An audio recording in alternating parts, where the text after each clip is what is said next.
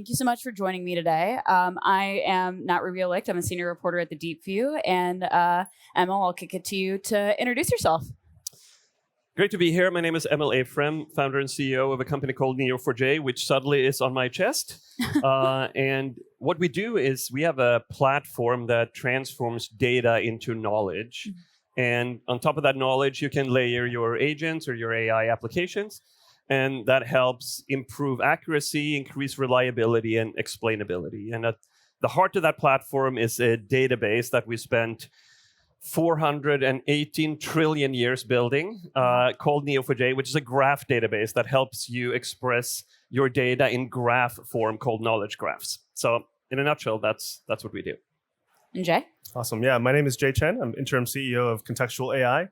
So we're a platform for enterprises to build expert AI that work on their own data. And so we all here because everyone uses AI and everyone wants it to work for specifically their use cases and their data, but hallucination, groundedness, it's all a big issue, a big problem. And so our platform allows people to build that very quickly, easily, and also scale very securely. All right, so let's talk about the hot topic. The word hallucination is thrown around so much. And I guess the question that I have is, how does hallucination actually manifest in enterprises? You want to go first? Sure. I mean, I think hopefully everyone here is a user of some form of AI. And I think we've all experienced, typing something in the ChatGPT or Claude or even a custom AI that you have in your enterprise. And you get some answers that sound right, but when you dig a little bit deeper or you talk to an expert, like, wait, this isn't right at all, right? But so AI is really good at sounding right. But making it actually right requires actually a lot of work under the hood. And I think that's still a challenge. That's a challenge that a lot of people are just discovering now, right? I wouldn't say, probably most of you here probably have seen a lot of that already. But if you look more broadly, the use cases that people are adopting in AI are getting more and more complex, more and more critical. And so this issue of hallucinations only becoming more top of mind. And that's kind of a lot of the driving force behind a lot of the work that we're all doing here. Yeah, and I think hallucinations is like on some kind of a spectrum, like that is very, to your point, use case centric, right? Like, so if you have a chatbot at work that you want to brainstorm problems with, then hallucination is another word for creativity. So that's a good thing. That's a feature. That's what you want, right? But if you make a mission critical decision, should I approve this mortgage or not? What if you want to buy an apartment in the Bay Area, for example, like just as a hypothetical example, right? And should that mortgage be approved or not, right? Yeah. Then you want that to be factually accurate. Yeah. And I think most commonly, like when you actually build these systems, people talk about it in those terms, accuracy. And you want to it's the inverse of hallucination. You want to get the accuracy up, the factual accuracy, as a way of getting hallucination down. Yeah. But really, it's very use case specific. And so, sorry. If I one thing to add to that, I think when we say accuracy, it's also a very loaded term as well, right? Like people define accuracy very differently. And I think for most enterprise use cases, people think of accuracy as AI that understands their internal business knowledge, understanding their internal context, right? Relationships, workflows. And so those are things that are not inherently in any training data that AI would be trained on. And so we have to find ways to marry the underlying enterprise context with the actual models that do all the thinking. So yes, and even measuring accuracy is actually pretty tricky, right? If you take just the simple use cases of summarization, which on some level is like the initial use case for LLMs, like how do you know if a summary is accurately reflecting the original text? Yeah. Right? It's actually not obvious how to do that. And there's plenty of ways of measuring it, but none of them are perfect. Yeah. So that leads me to my next question, which is, what is the scale of this issue? What are the domino effects that can happen when hallucination sort of runs rampant in an enterprise? So if I can go first, like I see this as probably the number one blocker for AI adoption in the enterprise today, because without a high degree of accuracy, we won't get to, let's call it escape velocity for agents in production in the enterprise. And on some level, what we see right now is primarily, let's call them like task level agents that take on like a very narrow, small part of a business process, and they take that on. And really what we want to get to is autonomous end-to-end agents. Yeah. And if you don't get the accuracy up to acceptable levels, I don't think that is going to happen. Yeah. So I think it's one of the top challenges for AI today in the enterprise. Yeah. Yeah, and I think in terms of scale, what we see a lot of is actually maybe related to what we said earlier, which is it's very use case dependent.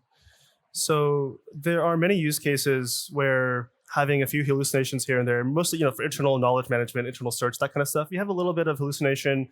It's usually not the end of the world. People can usually figure it out. They can trace it back. But if you're doing anything that's like, say, customer facing or that influences real economic decisions within a company, then the tolerance for hallucination is much, much lower, even if the incidence rate of hallucination is also lower, right? Mm-hmm. So it really depends on the level of confidence that you need for a specific use case. I think that's what's really limiting the scale in some ways, right? Because it's like you have to kind of go from crawl, walk, run, right? And I think everyone here in the Silicon Valley, like everyone's going, full steam ahead and AI everything, but most of the world, it's still mostly crawling, I would say. Yeah.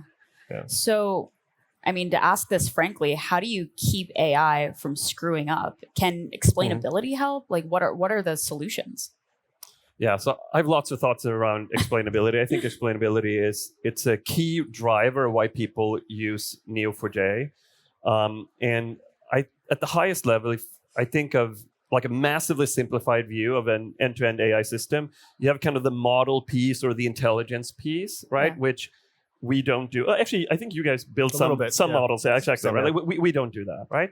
And then there's the data piece, right? Yeah. Okay, how do I give the models access to internal proprietary data for the enterprise? Right? And that's where you mostly play and a little bit here. We entirely play over here, right? Yeah.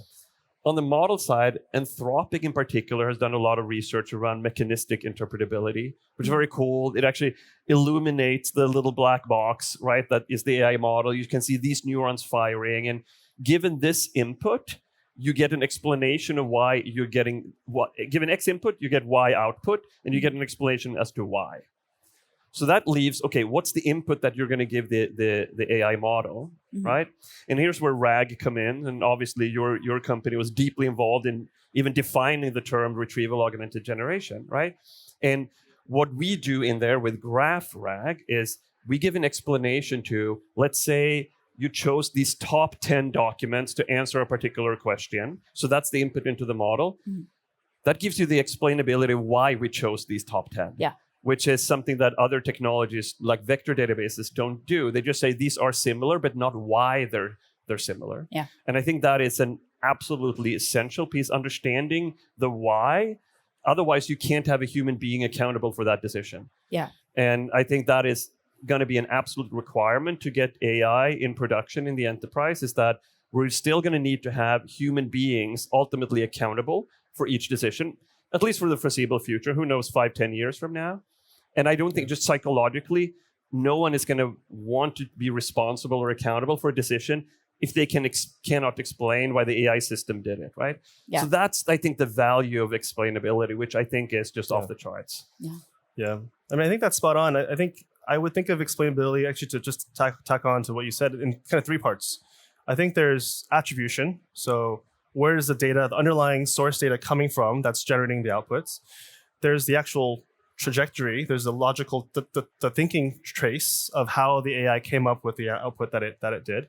And then there's actually the interface part with the human actor, as you mentioned, right? So in the near term, most things are still going to have a human actor, hands-on keyboard, reviewing the outputs. And so the human needs an interface to understand that full trace, right? And so from like a platform point of view, from a usability point of view, it's not just one component or the other. You really have to combine all these three things to make it so that explainability is real, right? It's not, because I mean, in some ways you could say when you evaluate an AI model or an AI application, you have an eval set, you can run your tests, you can run your regressions, and maybe it's explainable there.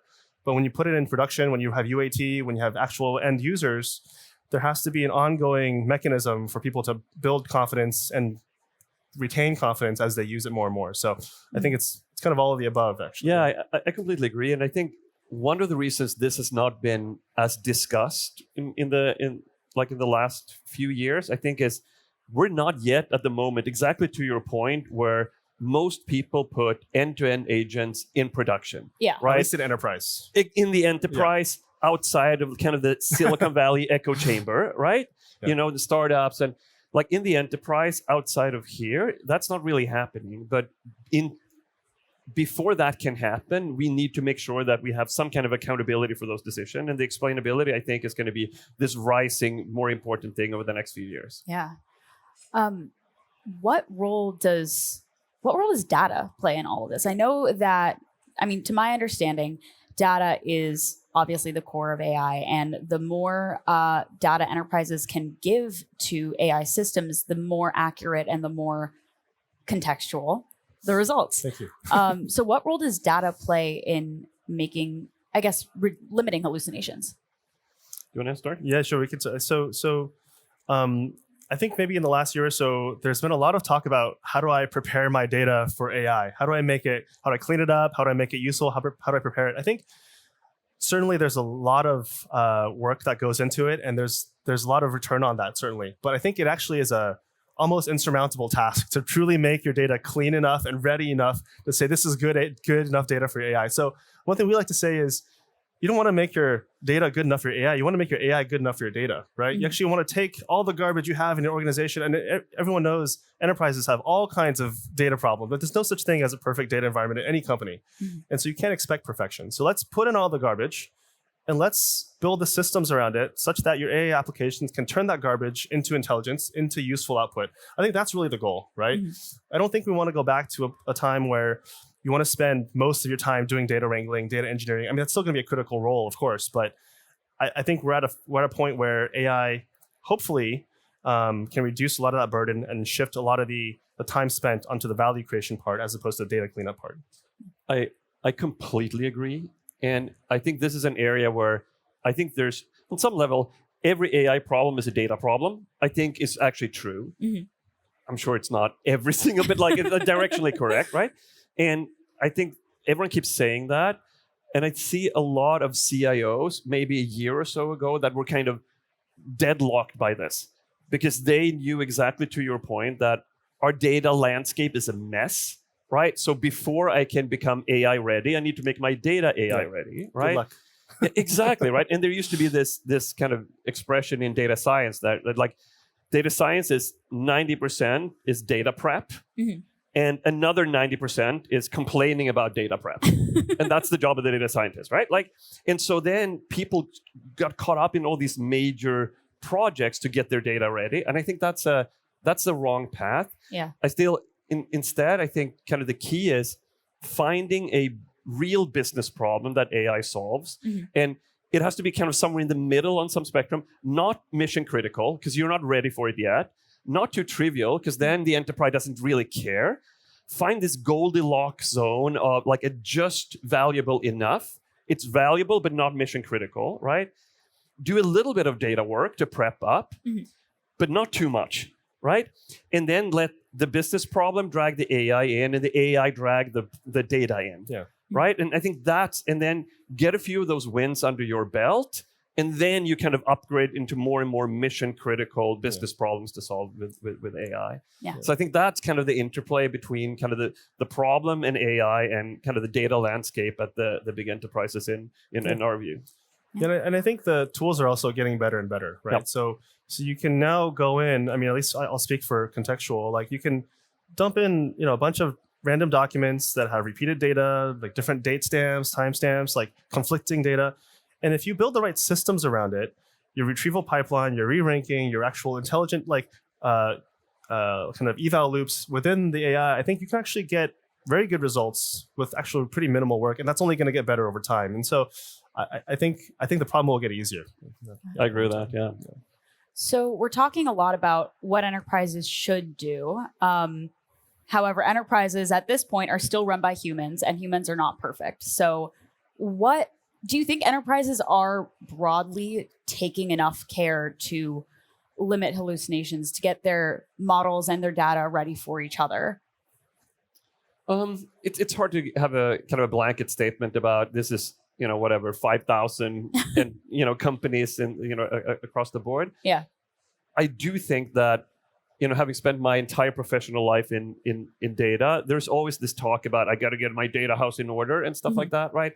And yes, big data happened, so there's some kind of thrust around that, but AI is like 10xing the focus on this. Yeah. With a real belief so far, like not enough evidence yet, but a real belief top down, boardroom and down, that there's a huge amount of gold kind of at the end of the rainbow, right? Yeah. So I think it's going in the right direction, like by writ large. Yeah. I don't know if you agree with that. We're seeing, I would agree. I think at the same time, in general, people are cautious. Large enterprises especially are always going to be very cautious. And at the same time, they have board level directives say, hey, you got to create AI efficiencies, implement AI here, here, and here. So there's that tension within all these enterprises right now. I think the key to success is maybe something you said earlier, is to find the right use case to start with that you feel a little bit comfortable. There's a little bit of risk, but it's not existential for the company.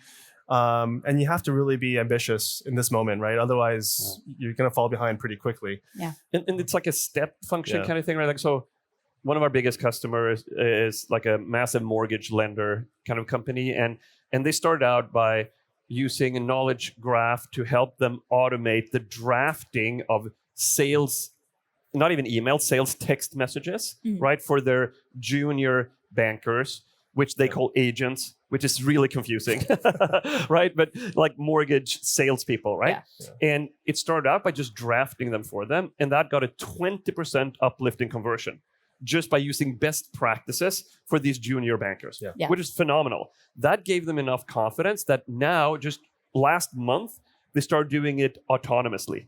So now they don't have a human in the loop. They send it out, right? And so it's like this step-by-step kind of thing up this ladder of value.